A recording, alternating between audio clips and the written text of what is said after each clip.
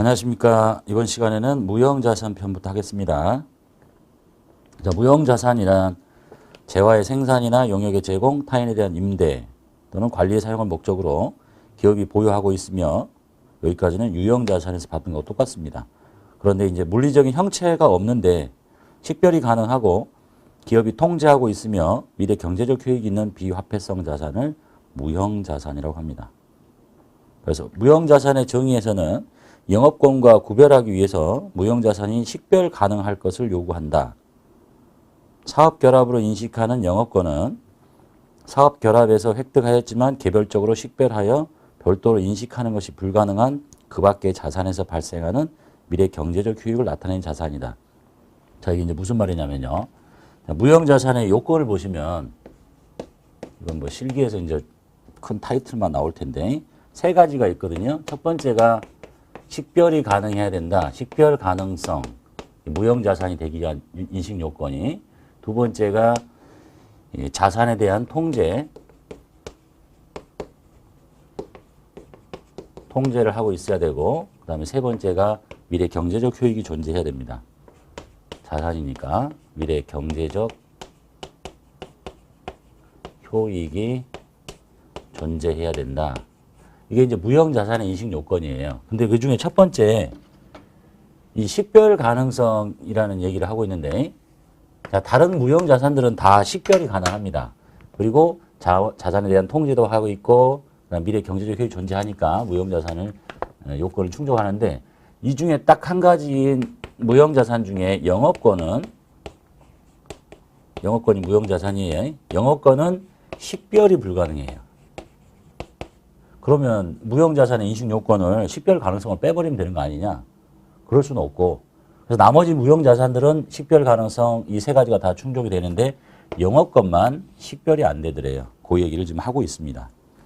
그래서 이제 기업회계 기준, 일반 기업회계 기준은 이 무형자산의 편에 대한 얘기가 있고 뭐 영업권에 대한 얘기가 따로 있기 때문에 여기서 말하는 것이 이제 무형자산의 정의에서 영업권과 구별하기 위해서 식별 가능성을 요구하고 있다라는 뜻이, 다른 무형자산은 다 식별이 가능한데 얘만 영업권만 식별이 안 되더라라는 얘기입니다. 그럼 이제 식별 가능성이 뭔지 보시면 되겠죠. 자, 첫 번째가 무형자산이 되기 위해서는 식별이 가능해야 된대요. 여기서 말하는 이제 식별이 가능하다는 얘기는 두 가지로, 첫 번째가 분리가 가능하다. 뜯어낼 수 있다는 얘기죠. 그 다음에 자산이 계약상의 권리나 어떤 계약상의 권리나 또는 기타 법적 권리, 어떤 법적 권리로부터 발생한 경우에 식별이 가능하다고 하더래요. 우리가 말하는 식별은 눈으로 보는 게 아니라 일단 분리가 가능하고, 그게 아니면 어떤 계약상이나 어떤 법적인 권리에서 생기면 이게 식별이 가능하다고 표현한대요. 자, 여기서 이제 분리가 가능하다는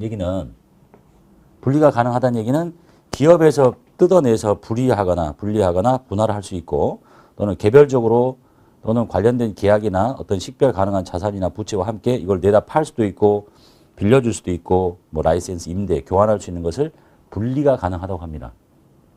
즉 남한테 빌려주거나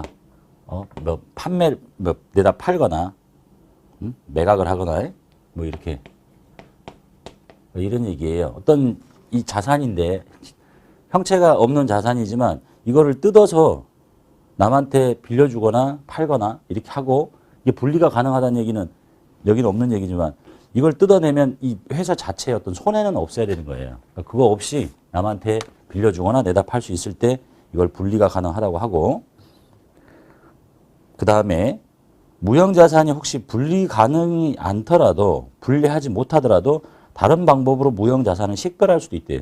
뜯어서 내다 팔지 못하더라도 식별이 가능한 경우가 있는데, 예를 들면 제조 설비를 제조 공정에 대한 특허권과 함께 일괄 취득합니다. 이런 얘기죠. 자, 제조 설비를 취득을 해요. 설비면 뭐 유형자산이겠죠. 근데 요거를 쓰려면 어떤 특허권이 꼭 있어야 된다. 이렇게. 그럼 요걸 이제 이렇게 일괄 취득해요. 그런데 이 특허권이 무형자산이 되려면 여기서 분리가 가능하느냐? 이 제조 설비를 쓰기 위해서 꼭 필요한 특허권인데 이걸 뜯어다가 팔아버려. 그럼 어떻게 되겠어요? 이건 아예 쓸 수가 없는 거지. 이런 경우는 분리가 가능하지 않더라도 식별은 할 수 있다라고 표현을 하고 있습니다. 그렇다는 얘기는 뭐예요, 이제? 뭐 계약상이나 어떤 법적인 권리에서 이 특허권을 내가 갖고 있으면 이런 경우도 분리는 불가능하지만 식별은 가능하다고 본다. 이런 얘기입니다. 거기에 비해서 이제 무형자산 중에 하나인 이 영어권은 저것을 뜯어서 내다 팔 수가 없다. 이런 얘기죠. 이제 그 뒤에 가서 영어권을 보면 알 거니까 왜 분리가 안 되는지. 그 다음에 이제 자산에 대한 통제를 하고 있어야 돼요.